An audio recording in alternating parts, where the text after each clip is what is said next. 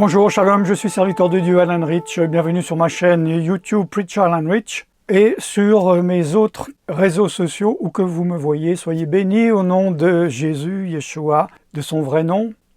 Aujourd'hui, je vais parler de ce sujet, pourquoi l'homme naturel ne peut être satisfait, ne peut trouver la satisfaction, quoi qu'il fasse, quoi qu'il cherche. Peu importe les efforts qu'il met, l'investissement de son énergie, de son temps, il ne trouvera jamais le repos, la satisfaction, la paix profonde. Il se peut que vous qui êtes chrétiens, vous pensez que cette vidéo s'adresse aux non-chrétiens, parce que j'ai parlé de l'homme naturel. Et dans la Bible, la terminologie est l'homme naturel, c'est l'homme non spirituel. Il y a l'homme naturel et spirituel, celui qui a reçu la vie de l'Esprit de Dieu. Mais en fait, il s'agit de l'homme charnel. Alors vous pouvez encore penser, ah oui, mais nous on est chrétiens, on n'est pas charnel, on est spirituel. Même si vous avez, et quand je dis vous, je dis nous, je dis je, même si vous avez reçu l'Esprit de Dieu, même si vous parlez en langue, même si vous avez des œuvres puissantes dans le Saint-Esprit, évidemment, l'Esprit de Dieu qui travaille à travers de vous et qui fait des miracles, même si vous êtes né de nouveau, même si, etc. Lorsque vous marchez par l'Esprit de Dieu, vous obéissez aux directives de l'Esprit de Dieu, vous êtes spirituel. Mais nous pouvons à tout moment désobéir. Volontairement, avec une grande volonté, par fainéantise, d'un coup, tomber dans un péché, peut-être petit à petit, jour après jour, pendant des semaines et des mois, s'endormir, et nous commençons à marcher dans la chair. Et à ce moment-là, nous, chrétiens, si spirituels un jour, si obéissants, si remplis du Saint-Esprit, nous avons attristé le Saint-Esprit, nous ne sommes plus remplis, nous sommes vidés, l'Esprit de Dieu est toujours là, il ne s'en va pas, nous sommes scellés, mais il ne nous parle plus, nous ne sentons plus sa présence, son fruit, la paix, la joie, etc. Et nous sommes attirés et nous marchons dans les choses de la chair. Celui qui marche par la chair est attiré par les choses de la chair, s'affectionne aux choses de la chair. Celui qui marche par l'esprit s'affectionne aux choses de l'esprit, l'Esprit de Dieu avec un grand E.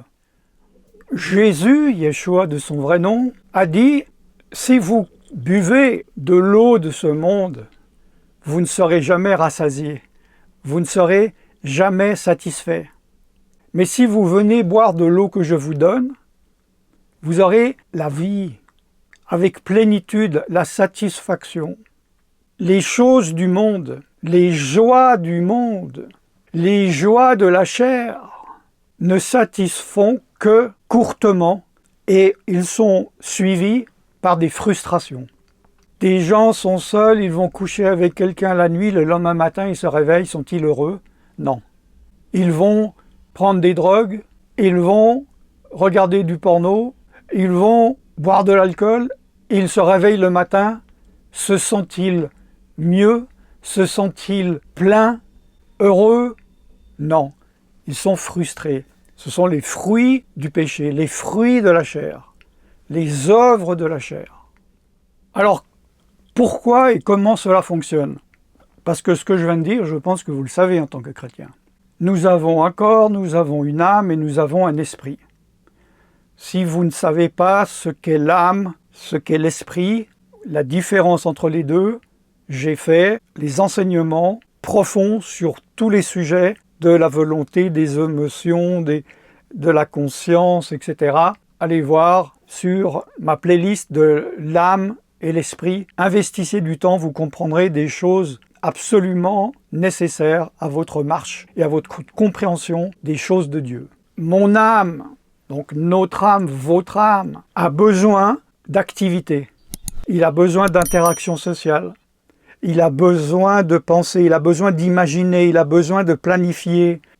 Sinon, on est ce qu'on appelle un légume. Une personne à l'hôpital, dans le coma, son âme ne fonctionne pas, il ne parle pas, il ne pense pas, il ne fait pas des projets. Son esprit peut être actif, c'est un autre sujet. Si vous voulez que je parle du coma, je pourrais vous en parler. J'ai fait une EMI, expérience de mort imminente, je sais de quoi je parle. Et tout comme l'âme, notre esprit a besoin d'interaction. Alors l'âme a besoin d'interaction avec l'âme des autres, notre esprit a besoin d'interaction avec le monde spirituel. Alors il y a le mauvais et le bon, celui du diable et celui de Dieu. Il y a des gens, ils ne sont pas convertis, ils n'ont pas l'esprit de Dieu, mais ils utilisent leur esprit pour être en communion avec des démons, les sorciers, les voyants, etc. Il y a des gens, avant d'être convertis, leur esprit, il ne bougeait pas. Ils ne faisaient rien, ils n'avaient aucune activité spirituelle. Ce qui ne veut pas dire que les voyants et les sorciers ne sont pas morts spirituellement, même s'il y a une activité. Ils sont morts aux yeux de Dieu. La mort spirituelle, c'est être mort à l'Esprit de Dieu. Non pas qu'il y ait une activité ou pas.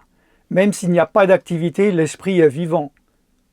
Même si le corps, dans un coma, pareil, il n'a aucune activité, mais il est encore vivant, le cœur bat. Et notre esprit a été conçu afin que nous soyons en communion avec Dieu, en communion spirituelle. Regardez ma vidéo qui explique ce qu'est la communion spirituelle, contrairement à la communication religieuse ou la communication de l'âme, la prière de l'âme et la prière de l'esprit. Il y a un manque, il y a une place pour l'Esprit de Dieu. Tout comme dans notre âme, il y a une place pour que nous puissions réfléchir, que nous puissions utiliser les attributs de notre âme. Tout comme dans notre corps, il y a un estomac, il doit être rempli pour fonctionner. Notre esprit doit être rempli de l'Esprit de Dieu, doit être en interaction avec l'Esprit de Dieu. Et s'il n'y a pas cette interaction, il nous manque quelque chose, comme si dans notre corps nous n'avons pas mangé, il nous manque quelque chose, on va commencer à courir partout et à chercher à manger parce que notre corps le demande et notre esprit c'est pareil. Si nous ne venons pas chercher l'eau du Saint-Esprit, la puissance de Dieu, nous allons chercher des compensations spirituelles ou psychologiques pour remplir ce vide.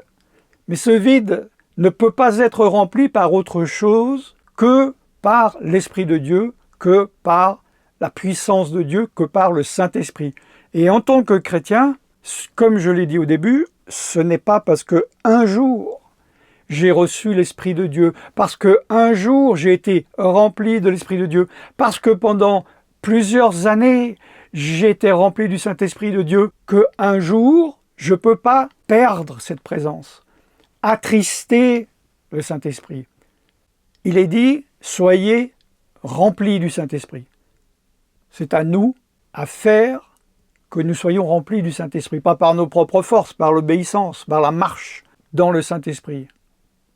S'il nous est dit, soyez remplis du Saint-Esprit, cela veut dire que nous pouvons être vidés du Saint-Esprit.